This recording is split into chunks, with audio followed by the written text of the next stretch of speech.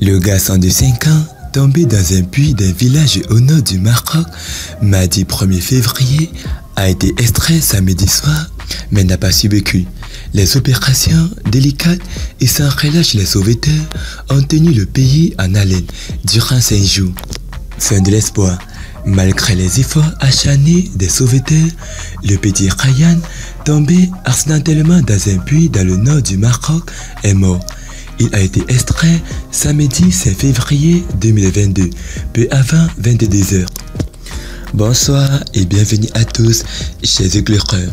Aujourd'hui, dans cette nouvelle vidéo, on fait le point sur ce drame qui a tenu le royaume et le monde entier en haleine pendant 5 jours. Alors, si vous êtes prêts, on commence. Avant de commencer, n'oubliez pas de vous abonner et d'activer la cloche de notification, car cela va vous permettre de ne pas manquer nos prochaines vidéos. C'est parti.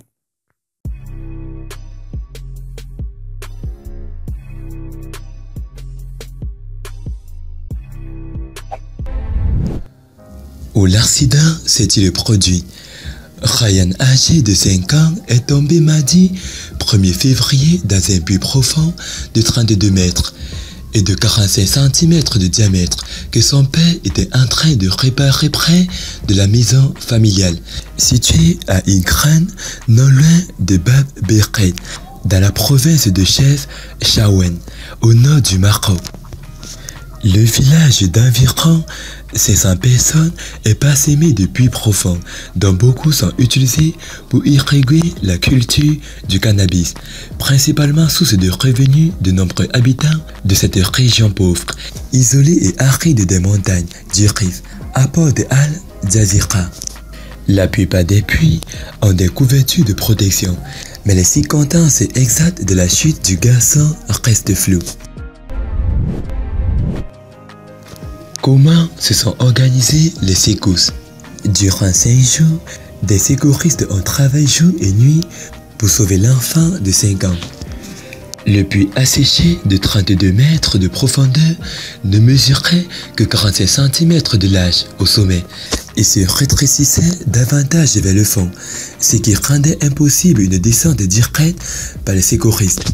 Le sauveteur n'aurait pas pu plier ses jambes et pencher ses bras pour atteindre Ryan, d'après nos sources.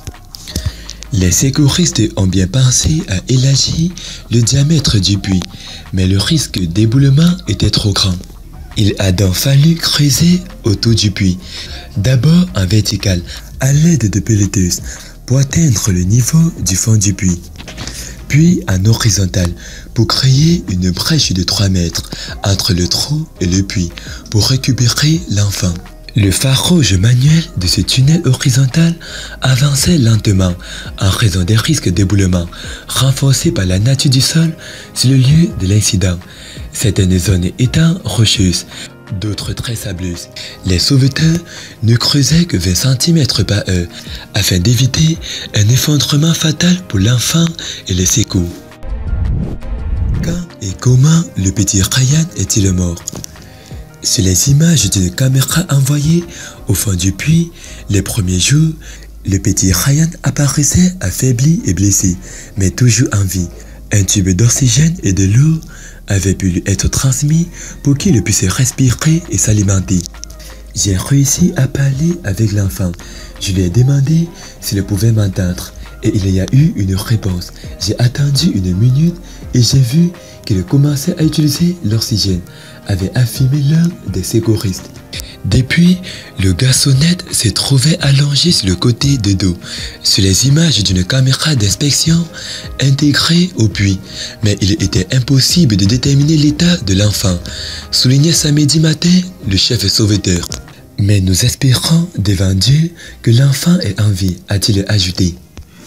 Le corps sans vie du petit garçon a finalement été extrait du puits ce samedi vers 22 h via le tunnel creusé par les sauveteurs. C'est le cabinet royal qui a annoncé le décès de l'enfant de 5 ans. Après cet acte, une foule est venue sur place. Des milliers de spectateurs ont assisté aux opérations de sauvetage.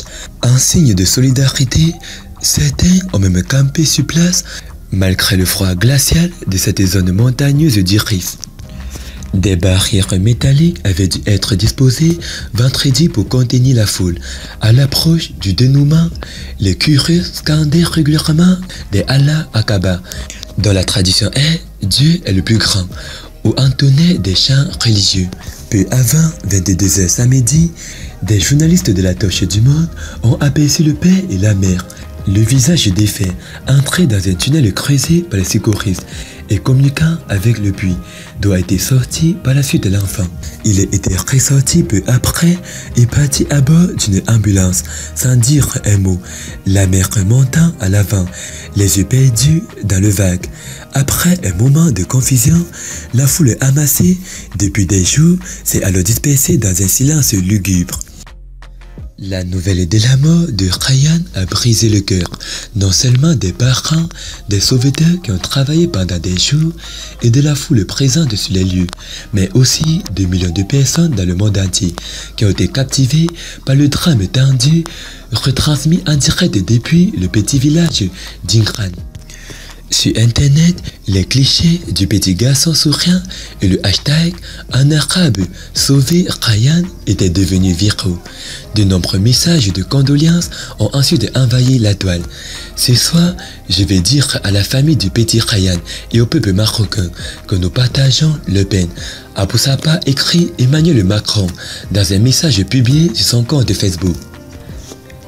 Sur Twitter, la romancière maroco-américaine Lila Lalami a également réagi.